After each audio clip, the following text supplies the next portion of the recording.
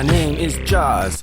I'm a killer shark. I'll hunt you in the day and I'll hunt you in the dark. Cause you out here swimming real cool, but I'll even kill you when you're in a swimming pool. Cause I swim from here and I swim to there. I swim in your dreams, I swim in nightmares. Cause I'm Jaws. I'm a killer shark, and I'll kill you in the day and I'll kill you in the dark.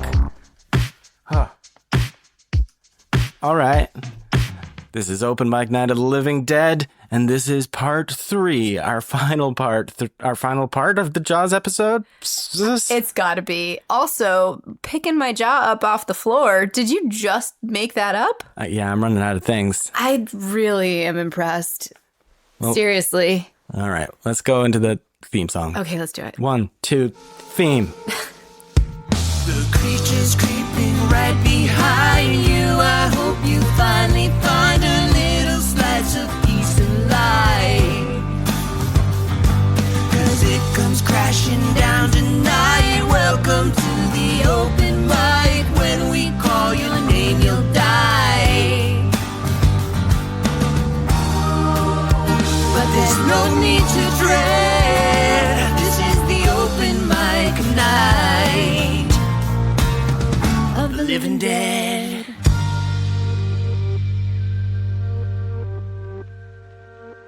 All right. Wow. Have you been practicing your freestyling at night? Of course, it's all that Harry Mack I've been watching on the YouTubes. That is true. You are a fan of his.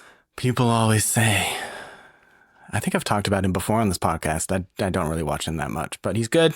He's good. He is. And what's even better, well, I'm not going to compare the two, but what is also very good, phenomenal, masterpiece is Steven Spielberg's Jaws, which we talked about the last 2 weeks, and this will be our final episode about that film. Trying to keep these episodes in a digestible length. Yeah, and if you have an opinion about that, we'd love to hear it because we're, kind of in a bubble of our own feedback. We think this was the best way to deal with all this material, but if you think 1 4.5-hour episode is a better choice, you let us know. Yeah, it's really great for me to edit like that.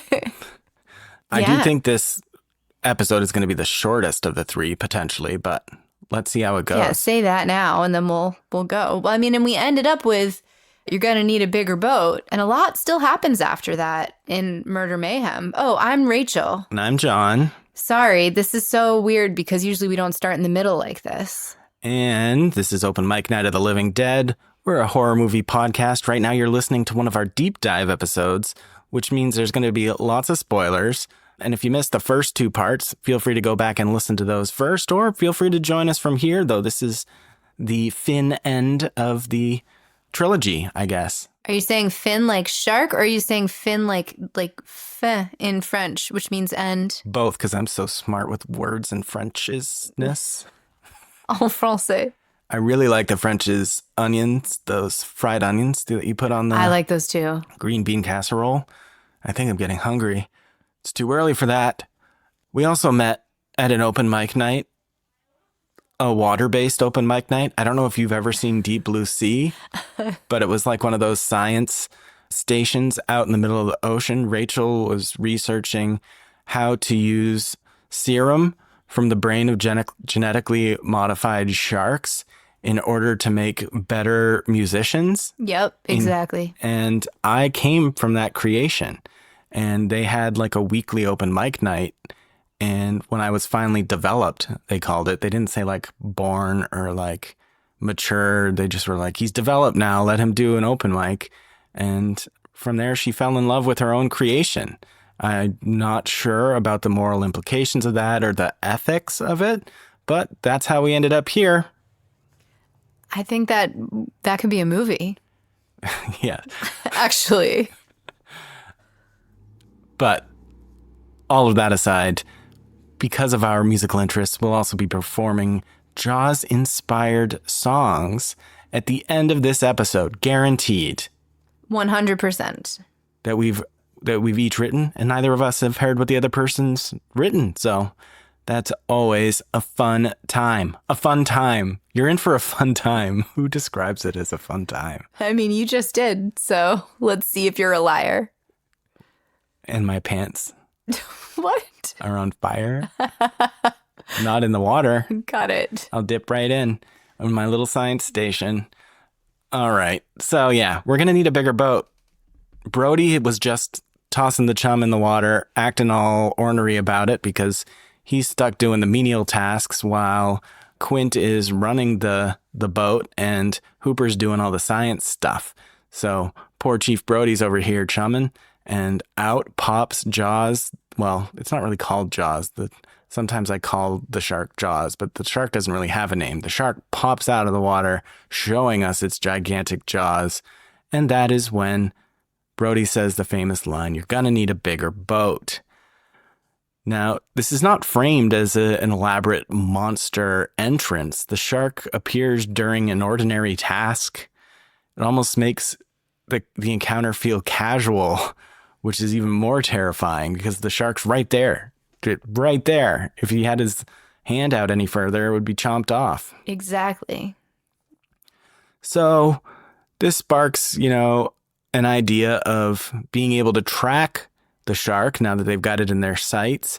Quint decides to harpoon the shark with lines attached to flotation barrels. And the theory is that the barrels will mark the shark's location, maybe tire it out, prevent it from diving indefinitely. They're a little bit wrong about that because the shark is powerful enough to pull those barrels underwater. And Quint is both impressed and increasingly unsettled by this. Quint's the one who's unflappable up to this point, right? And I'm not saying that he becomes flappable after this. I think you were right. You said last episode it was kind of like Moby Dick. This is becoming sort of his white whale. Right. And the barrels make the shark's behavior visible even when the animal is beneath the surface. But he takes the barrels with him, even when they keep adding them. It becomes an escalating obsession for Quint. It's kind of shifts from confidence into obsession. He's no longer merely completing a paid job. The shark becomes a personal opponent, a test of his identity as sort of the fabled shark hunter, and a confrontation with his own history, which we come to learn about in the near future. And we move into the nighttime. We've got our three heroes who have been sort of rubbing up against each other a bit, right? They aren't completely jiving up to this point. I mean, they're not like throwing each other off the boat or anything, but there's still a lot of tension. They haven't quite figured out how they all work together yet. But this scene in the Orca, sort of below deck, is where at least a temporary camaraderie begins to form between Brody, Hooper, and Quint, who begin drinking, comparing scars. They're escalating both, and it's really between Hooper and Quint, who are really the most at odds up to this point. And you can really see them starting to get a kick out of each other. And it seems so natural and real. There are so many scenes in this movie that are just top notch. And this is absolutely one of those. So what was once almost a rivalry, because Quint didn't even want people to come with him. He wanted this to be his thing. So Brody and Hooper are kind of there just as compromise so that he can do this. So there's always kind of this rivalry, but this is giving way to laughter, mutual recognition. They're showing off their scars, which Brody lifts up his shirt. I don't know if you noticed that, and it's kind of looking at his appendix scar. Yeah. And decides not to chime in with that. Such a great character moment. And so there's some storytelling, which brings us to one of the most memorable scenes in the movie, which is Quint's USS Indianapolis speech or monologue. Yeah, so good. We interrupt this week's Murder Mayhem with Open Mic Night of the Living Dead Historical History. Historical history. I just made that up. That was good. Go back and add that to my rap. Okay, perfect. I just wanted to add a little bit of the historical background to the USS Indianapolis story. The ship was the USS Indianapolis, which was a United States Navy heavy cruiser. Shortly before its sinking, the ship completed a secret mission delivering components associated with the atomic bomb later dropped on Hiroshima. And so in July 1945, a Japanese submarine torpedoed the USS Indianapolis. The ship sank rapidly. Many men died in the explosions inside the ship while attempting to escape. And rescue didn't arrive for more than 4 days. So many of the people who did not die during the initial attack died from the many things that you can die from when you're stranded at sea, mostly drowning, exposure, burns, thirst. Yeah, bad things. All the horrible things. According to the Navy's figures, 1,195 were sailing on that final voyage. 879 died and 316 survived. It is true that sharks were genuinely present and killed some of the men, but there's no figure for how many deaths were actually caused by sharks.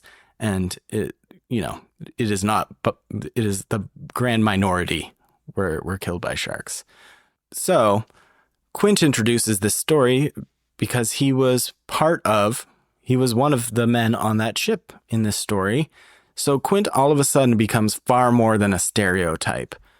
Before the speech, he's just eccentric, theatrical, arrogant, and obsessed with proving himself. But then after his speech, that shines a lot more light on his character, that he's survived this immense trauma and this wartime memory and has sort of decades of maybe unresolved fear. Probably explains why he has this passion for getting rid of the killing sharks. Yeah, exactly. So you have that wonderful, wonderful monologue, and the men break into song. Everything's good and right. While all this is going on, all of a sudden, the shark strikes the orca, and the warmth that has been created is suddenly shattered. Along with that warmth, the boat is getting shattered. There's flooding, there's damaged equipment, darkness. The panic has reset itself in the environment, and it comes precisely when the men have become most emotionally connected. They live through the night, though, and they want to fix, they're trying to get the boat operational, and they seem to have done that. And Quint decides it's time now to force the shark towards shore. And it's basically chasing after them, and he pushes the orca's engine beyond safe limits. Hooper's like, don't do it. You're going to kill your boat here. The engine can't withstand this. And of course, the engine does overheat, and it fails. So Quint's determination destroys one of their best chances of escape. And it's an important dramatic shift because the shark's not the only danger. Quint's refusal to retreat is now endangering everyone. And he had also broken the radio somewhere in there as well. Right. So he has taken this on as like his biggest life challenge. Yeah, well, he does pay the price for that. Yeah, absolutely. And so sort of the next big moment is Hooper's cage descent.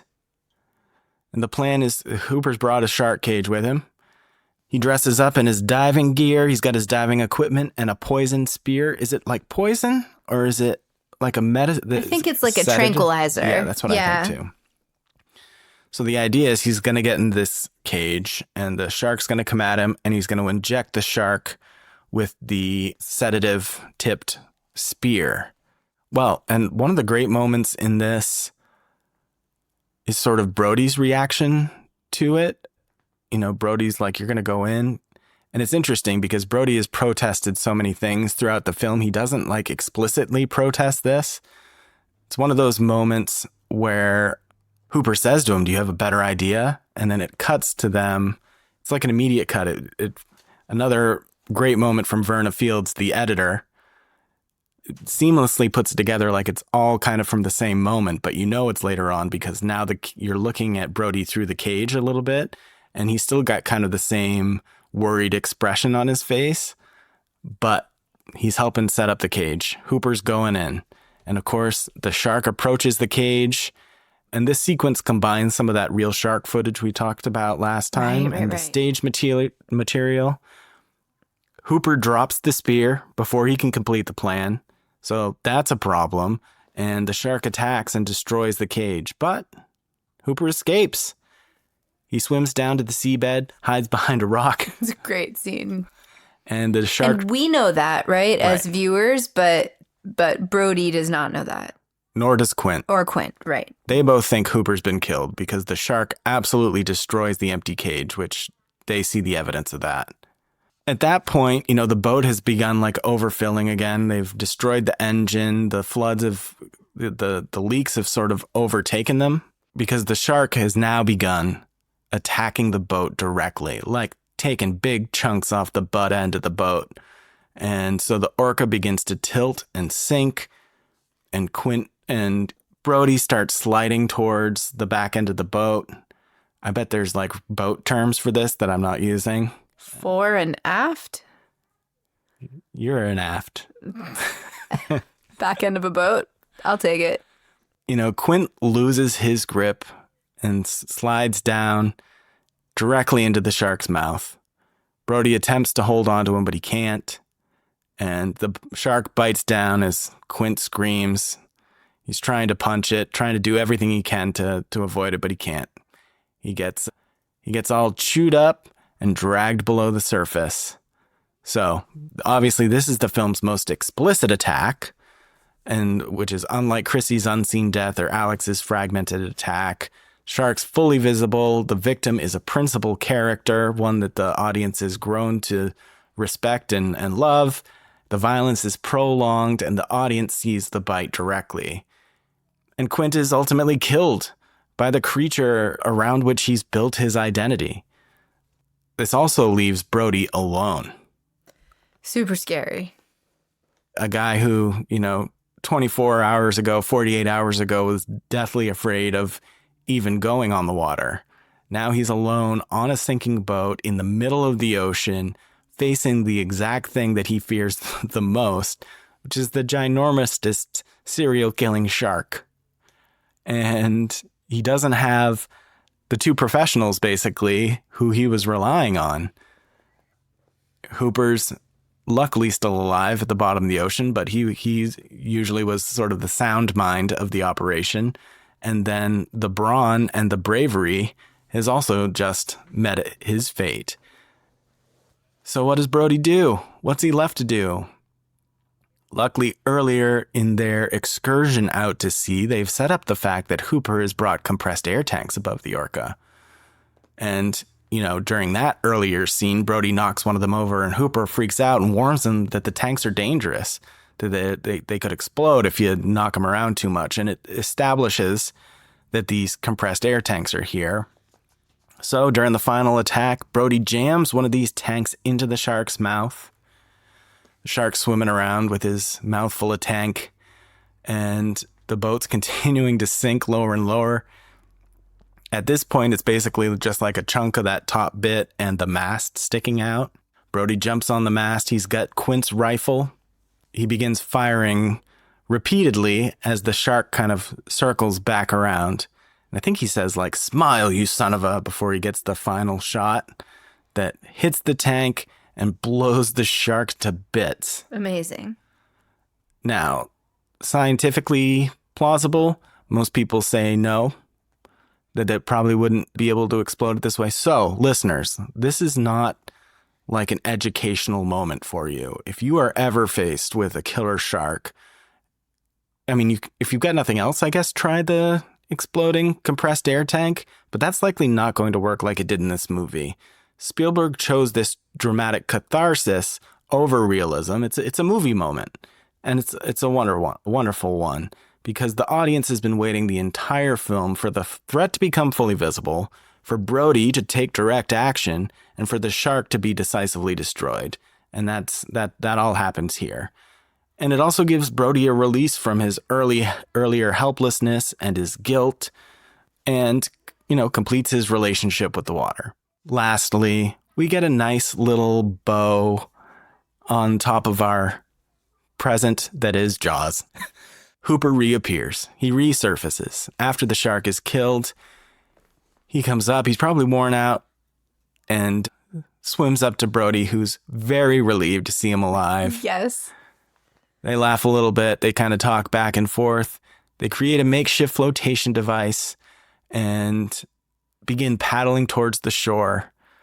So they kind of sail off into the sunset. effectively. They do. It's a quiet ending. It's this very 70s ending, right? Yeah. 70s horror movies and movies in general, typically it's like the climax happens and it goes right into the credits, and that's what happens here. As the credits roll, the camera changes perspective, and now you're on the beach, and if you're looking very closely, you can see Brody and Hooper arrive on shore and moving back home. So we don't get to see the revelry of the town or the celebration. It's not about that. It's about the journey of these characters, and I think it's really great that they ended it that way. Agreed. Because it could have been like a parade down the streets of Martha's Vineyard, or Amity, I should say. But ends very simplistically, and ta-da. Yeah. Now, the murder and mayhem of this movie inspired many a copycat. Shortly thereafter, you had a movie called Orca. It's about an orca whale. I have not seen that yet. Next time it's streaming, I'm going to watch it. Then, of course, Piranha, which we like. I liked Piranha. Grizzly, we haven't seen that. And then Alligator, which also is a fun one. Yeah. But these are they're not of equal quality to Jaws. And of course, along with these films were a bajillion later shark films still being made today, countless low-budget imitations. And really, I think what a lot of those imitations miss out on, I noted earlier, are those character relationships. It's like we've said time and time again, the best horror movies really not only focus on whatever the threat is, but it focuses on why that threat is such a problem, which are the characters and their relationships. Agreed. Well done. And then everybody was scared of going in the water. Yes, they were, which I have a little bit about in themes. Well, why don't you take me away to themes? I think I covered the myths earlier. I think so. And anything we missed, we can kind of scoop up in this last section. But hey, if you're here with us, we're doing it. We're doing the thing. This is our last section before the open mic.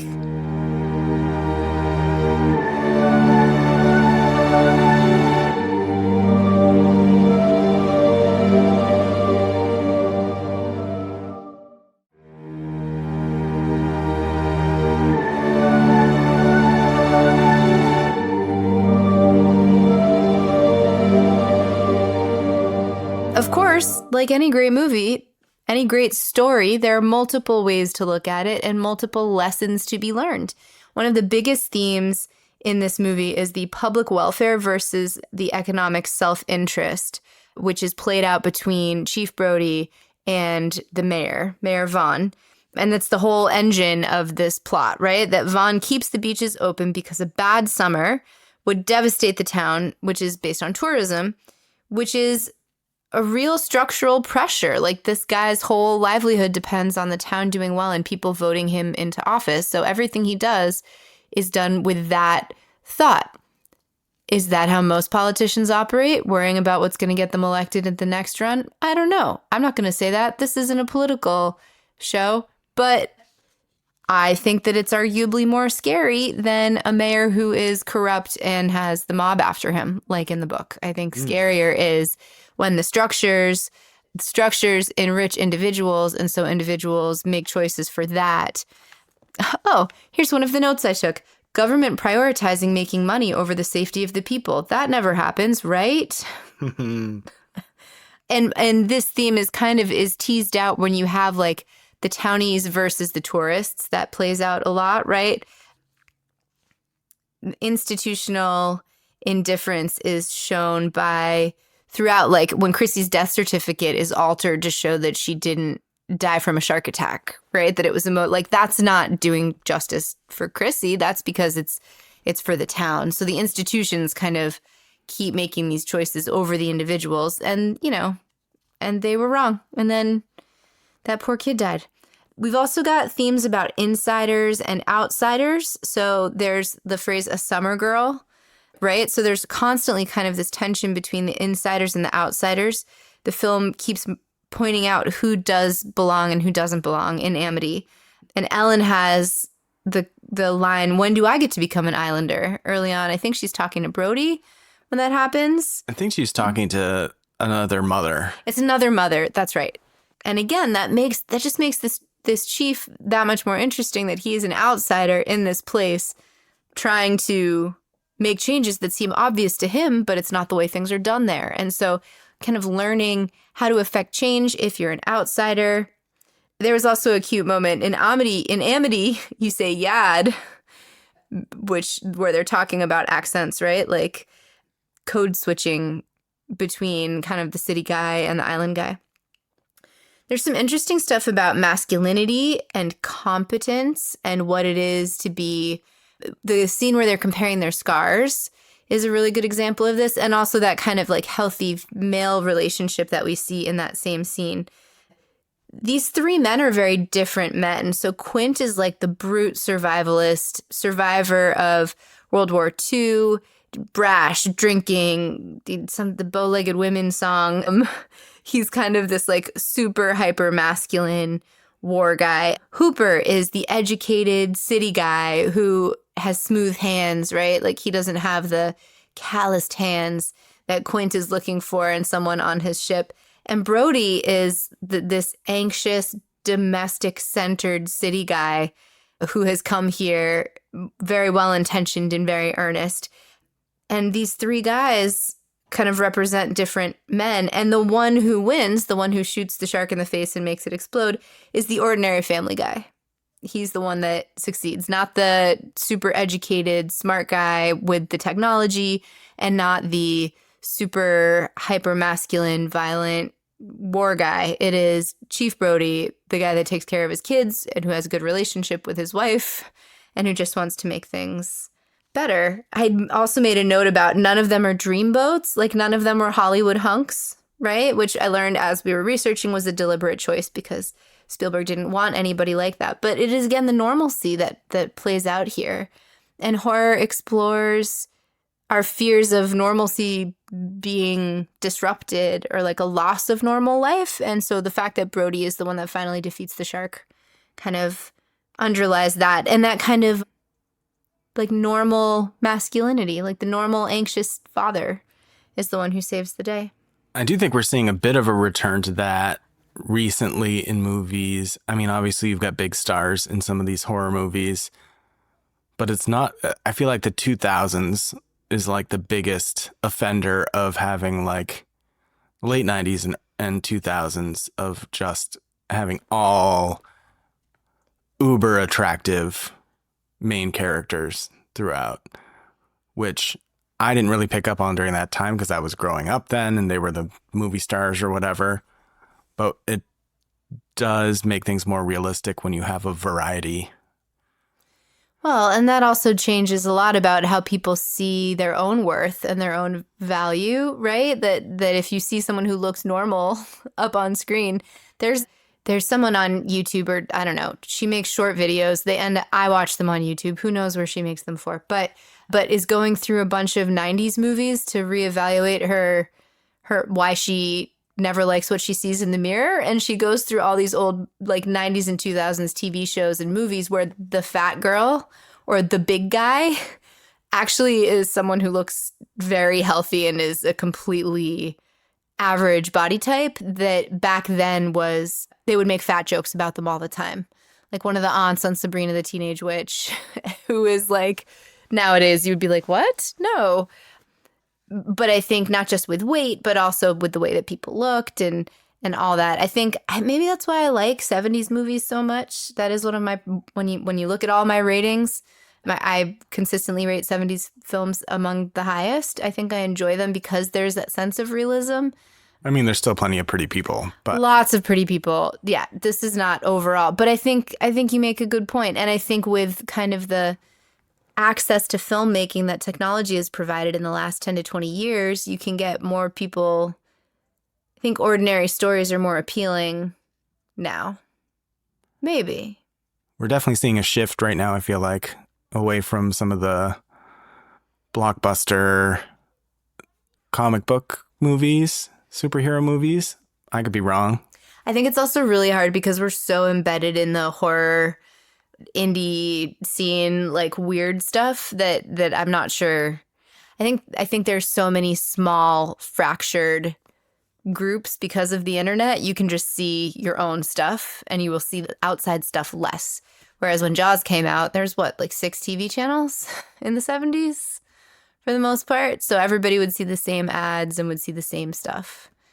Really interesting how that's shifted and how wholesome it is. I think the masculinity in Jaws is super wholesome. Maybe not Quint's, but the relationship between the guys is pretty wholesome. It's real, though. Quint. It's real. Yes, it is real. And I think that is part of the appeal. The appeal is real. And speaking of Quint, war, trauma, and buried history. I mean, this is 75. We're only 30 years out from World War II, right? We're in a world where Quint was a young man when the atomic bomb was dropped. Like, the Cold War anxieties are ramping up, right? Have ramped up by 75. Yeah, not my specialty, but there's nuclear anxiety, the helplessness in shark-infested water, and it sounds like a very real story. So I think that's present and kind of echoing some of the anxieties of people at the time.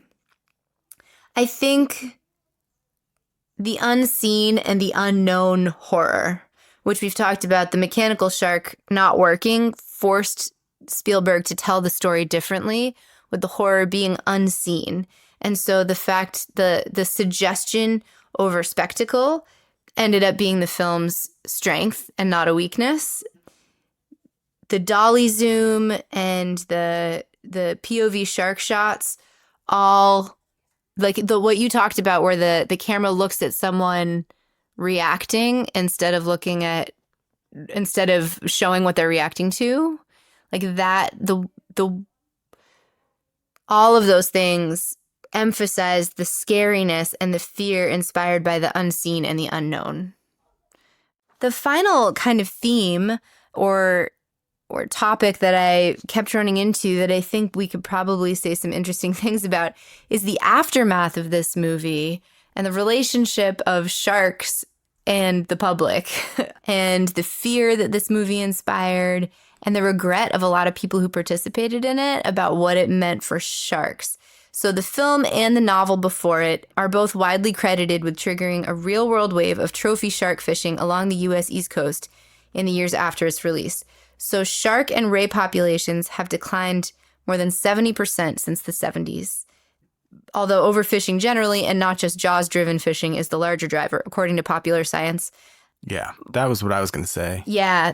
Because I saw that came up as a myth, that the fact that the film single-handedly destroyed shark populations is way too broad. Totally. It certainly encouraged a lot of new fear and may have contributed to an increase in trophy hunting and cultural hostility, but trophy hunting was already a thing.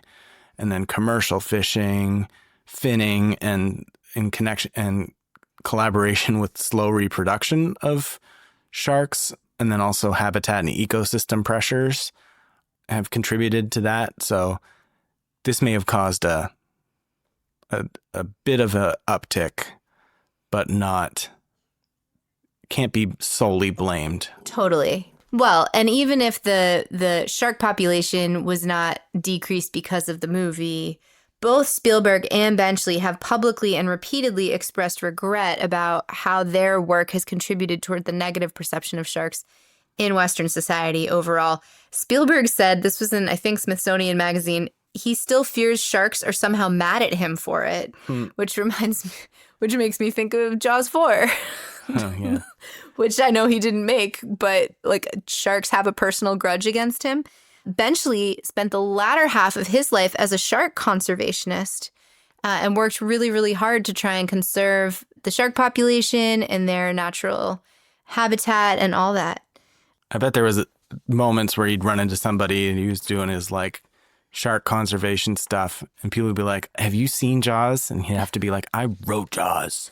I mean, and I think even if the decrease in population is a myth, it did really invent the image of kind of a rogue man-eating shark that is really not true. Right. Like, sharks will attack humans, yes, but it's really not all that common. And especially not ones that will go after humans who are on boats. and try to get them. Plenty of movies have argued the opposite because it's interesting and it's scary, right? But in reality, you don't really have to be that afraid of sharks, especially not in New England. And that's our final stance at Open Mic Night of the Living Dead. Don't be afraid of the sharks. Don't be afraid of sharks. If you get bit by one, don't come here. Or at least blame Rachel. Don't blame. I mean, you can blame me. I'm not going to feel guilty about it. But I don't think it's entirely implausible because you do get fatal shark attack from time to time, but they are very, very rare. It's like anything else. It's even less likely than being struck by lightning. Right.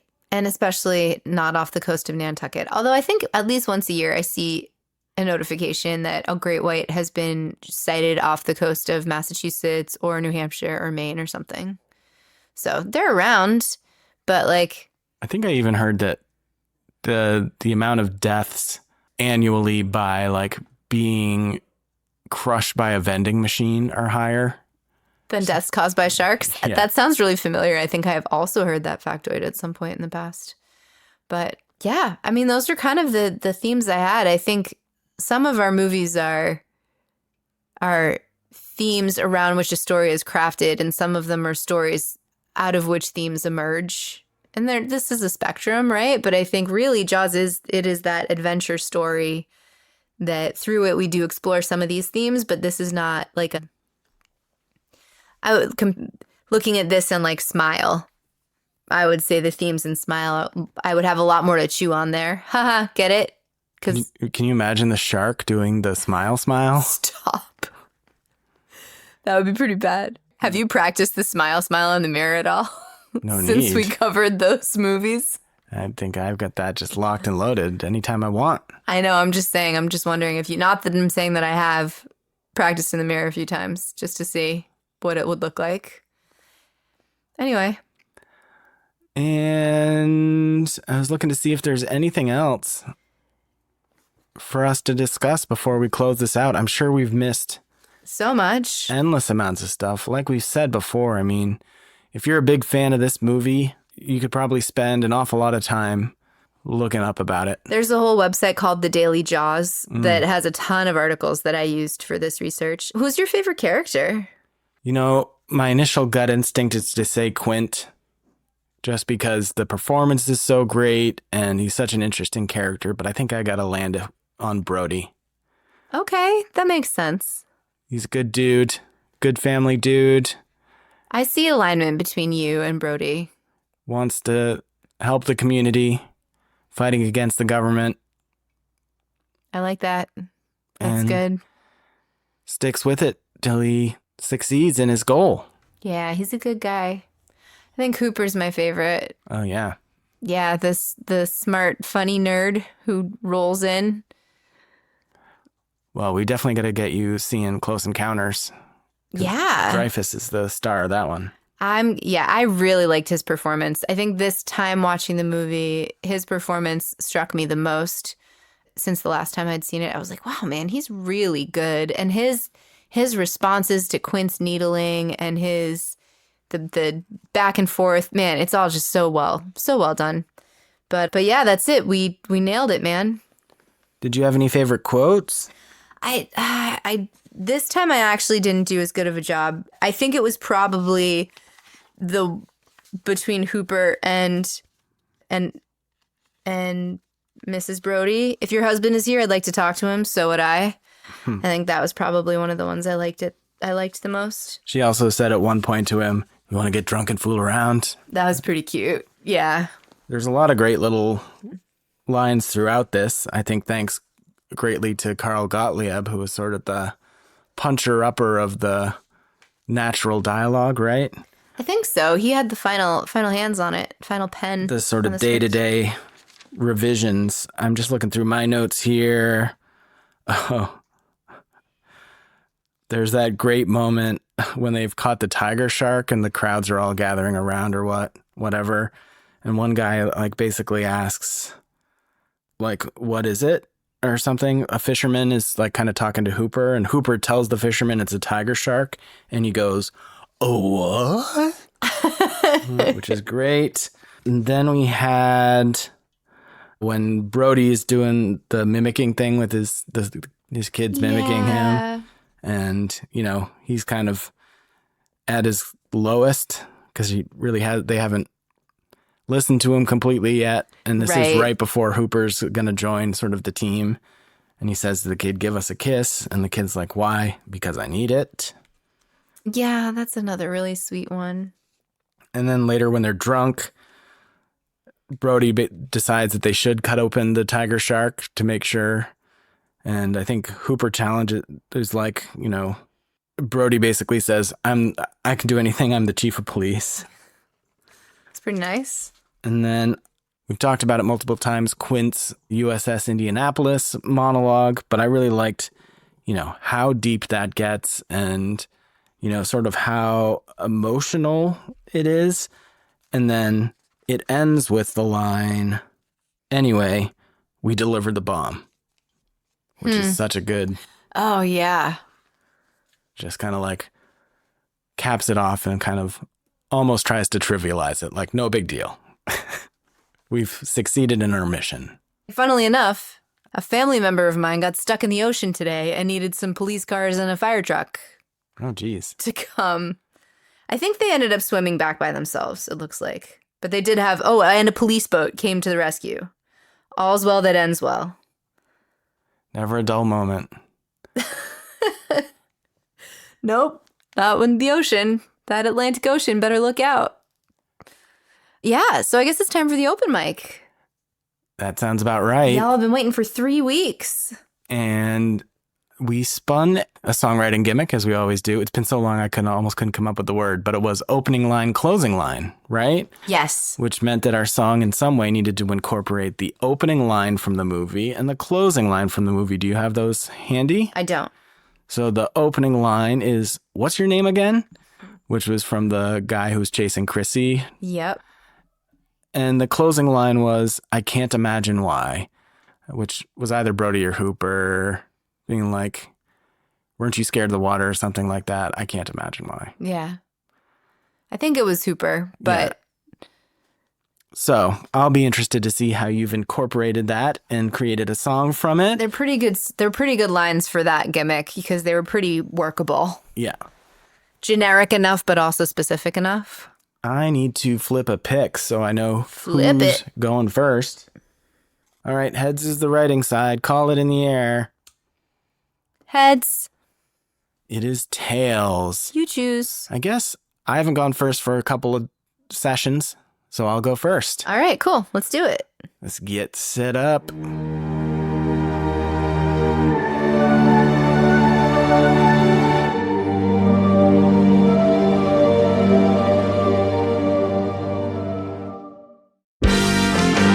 Ladies and gents, we proudly present For your listening delights, this week's open mic.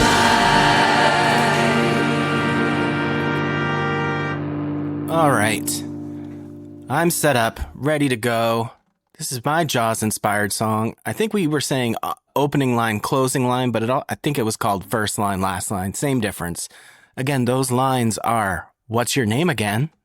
And I can't imagine why. And I've done so, I kind of piggybacked off of something I did in a previous song. I think the song for, what's that grocery store movie that I like? Intruder, thank you. So I've written this song from the perspective of the boy in the opening scene who's chasing the girl to go swimming with her at night. And I've kind of imagined that he was very drunk, couldn't go into the water. He's woken up on the beach in the morning and she's nowhere to be found. And he's kind of bummed out. He's kind of insecure. He's still young, late teens, early 20s. And so this is the song he's written before he's either discovered the body or was given the news that she was in a terrible situation. And I've called this song something very creative. It's called Can't Imagine Why.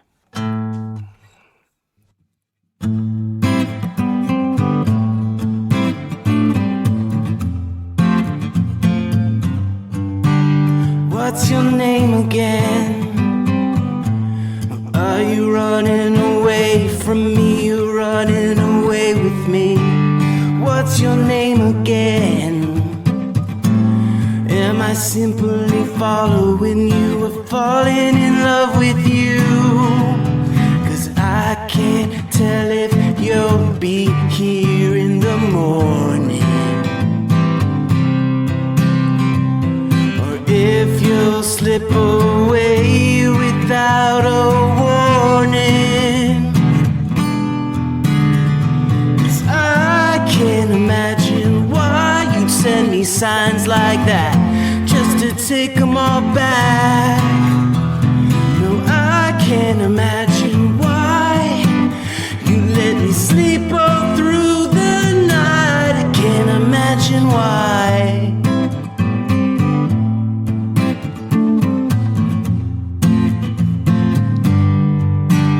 What's your name again? I can't tell if you wait up for me. You're waiting the way I see. What's your name again?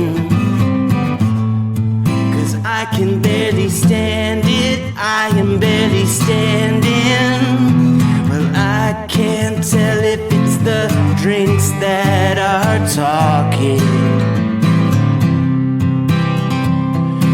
if I'm worth the sand through which I'm walking. 'Cause I can't imagine why you send me signs like that just to take them all back. No, I can't imagine why you let me sleep all through the night. I can't imagine why.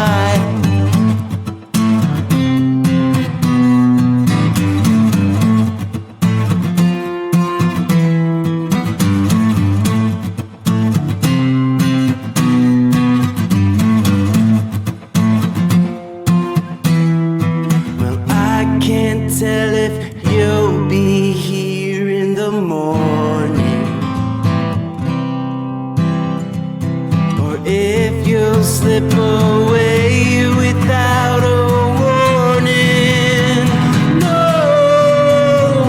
well, I can't imagine why you'd send me signs like that just to take them all back. No, I can't imagine why sleep all through the night. I can't imagine why. Yeah, that was awesome. Thank you. I'm glad it was that was awesome. Thank My you. song is not as much of a banger as that one was. I really liked the rhythmic stuff you had going on. Your voice sounds great. Sounds really good. Nicely done, sir. Thank you. All overall, I can't wait to hear what you're doing. You're definitely demoing that one. You haven't heard mine yet, but I think that's the one to do. Sounds week. good. All right, that was so good. Thank you. Yeah, what a great way to kind of take from that scene and figure out what he might be thinking. I know it's I guess it's kind of like the one you did for Intruder, but with that one you kind of did a lot more imagining. I feel like this one's a little closer to what that guy actually, I don't know. And I tried to keep it so you might not know that it's Jaws if you didn't know that it's Jaws. This could stand alone by itself. Your other song based on Intruder could not, I think, like necessarily stand apart from the film. But that was great, babe. Nice work. Thank you. All right. My turn. Let's get you set up. So what's funny is I also was inspired by the first scene, which I guess isn't that much of a surprise since we are taking inspiration from the same lines. I, however, did not stay as in the story as you did. Like, I can imagine the kid from the beach when I hear your song. My song kind of just took that and rolled with it a little bit. The other thing I was inspired by was Quint. He was singing, the bow-legged women song or whatever he was singing. So not that song specifically or that subject matter, but just kind of, it's a little more of like a traditional sing-songy, it's very pretty and kind of like very simple chord structure and all that. But this is called Luckiest One.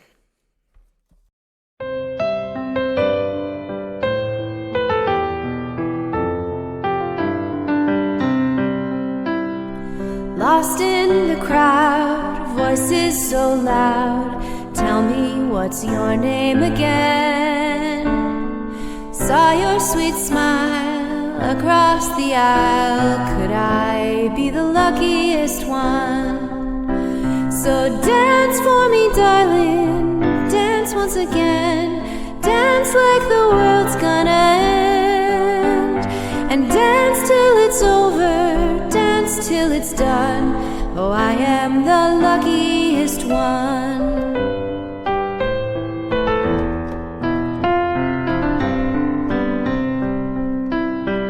I'm in too deep, price is too steep.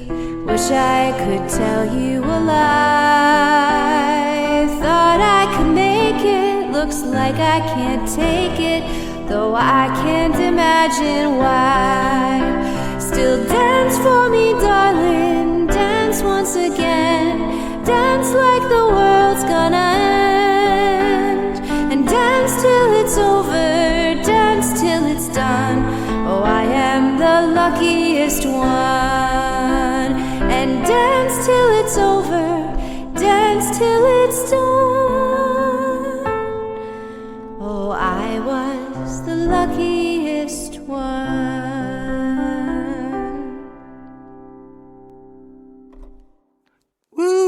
Just a real simple ditty, little sea song. Yes. I can see everybody in their Victorian garb dancing to and fro. Yeah. So, I mean, there was not even, I mean, was there dancing at that beach party? Like, so you can see I started there, but I kind of like took it elsewhere. It just came to me.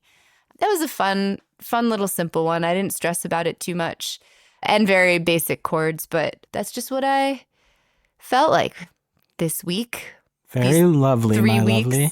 that we had this time around. Well, speaking of that, let's wrap these 3 weeks up. Let's do it. Let's do it. All right.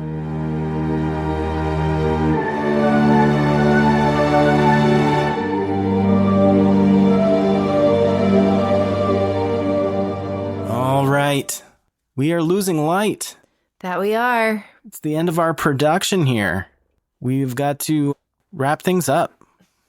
Call it a night. Yeah, this was a long one, but a good one. And this episode, I think, is coming in slightly the shortest out of the 3, but we tried to keep it even. I mean, we could have crammed it into 2, but it is summertime, so given a little more leisurely pace here. And this means that we need to spin the wheel to find out what our next deep dive is going to be. Oh boy, oh boy, oh boy. Before we do that, I think we've decided, so next week we're going to do an encore about shark horror movies, right? Yeah. I think we should just call it Shark! I think that's a great idea. As opposed to Shart. Stop. Not something you want to hear somebody screaming from the water. Shut up. And then after that, instead of diving deep into another film, we're going to do Summer Spectacular episode, right? Yeah, we are.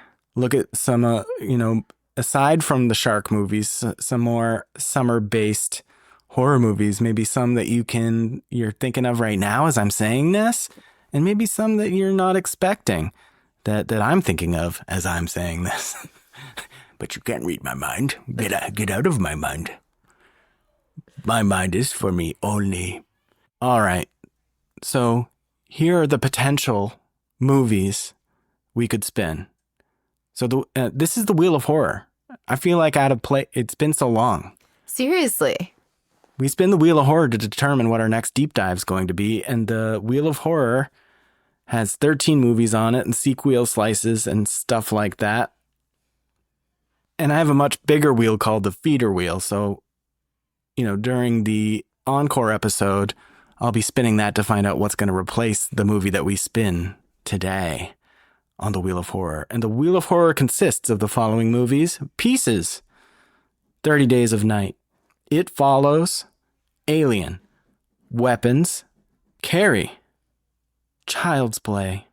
The Strangers. Sleepaway Camp. Terrifier. Texas Chainsaw Massacre. A Nightmare on Elm Street.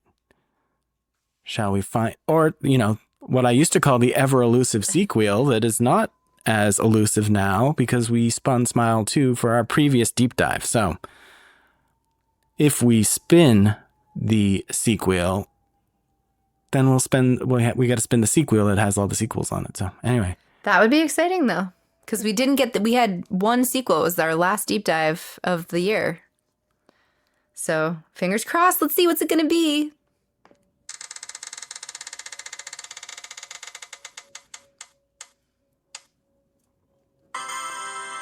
Sequel. No way. Twice in a row. That's crazy.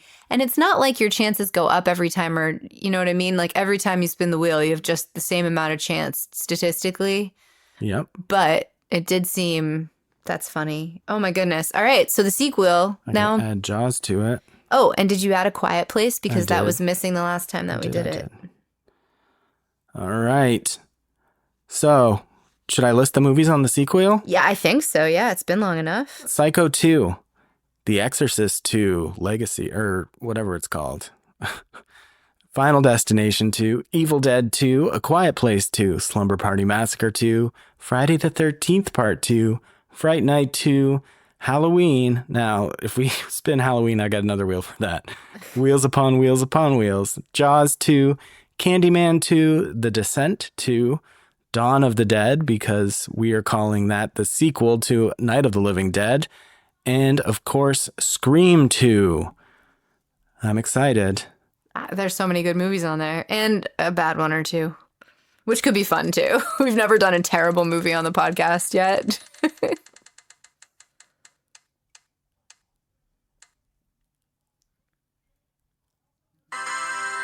Evil Dead 2. Nice. Oh, and that's such a good one. We'll see how it goes. I'm less of a fan of this than sort of the general Really? movie audience. I think I like the original the best out of that first trilogy. Interesting. Because and we'll talk a lot about this when we get to it, but Evil Dead 2 is a bit more of a remake than a sequel.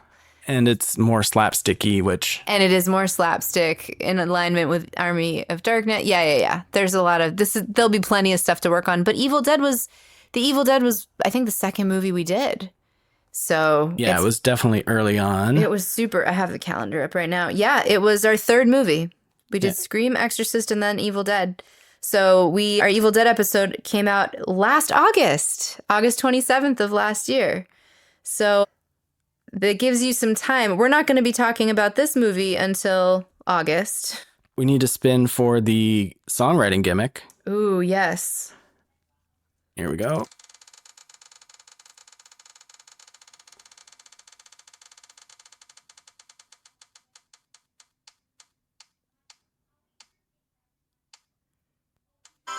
Character study. Oh, sweet. We did this a few movies ago. It's a fun one. We're either writing about a specific character from a character's point of view. It is a fun one. Yeah, that should be good. I'm excited. I haven't seen Evil Dead 2 for a while. Me neither. We'll see what happens. Next week we've got Shark. Mm-hmm. And then the week after that we're doing our summer spectacular. Yep. And then so in 3 weeks time we will be doing Evil Dead 2, which I think will probably just be one episode. Yeah. So thanks for hanging out with us for this 3-parter. It's been real. Careful swimming. That's good. Is that good? That's that was great. good, right? Yeah. I also heard that it is a myth, the whole waiting a half hour or an hour after you eat, but don't take that advice from me. You probably shouldn't take any advice from us, except on what horror movies to watch. Yeah, we're not doctors. Nope. All right, cool. Thanks for hanging out. Check us out on the internet, OMNLD Pod, on all your favorite social media networks. Send this episode, or maybe the first one of this 3-parter, to someone you know who likes horror, or maybe just likes Jaws and might want to talk about it a little bit. Whatever, send it to whoever. Like, subscribe, give all the stars, whatever. Et cetera. All of that good stuff. And until next time, keep watching those horror movies. Thanks. See ya. Bye.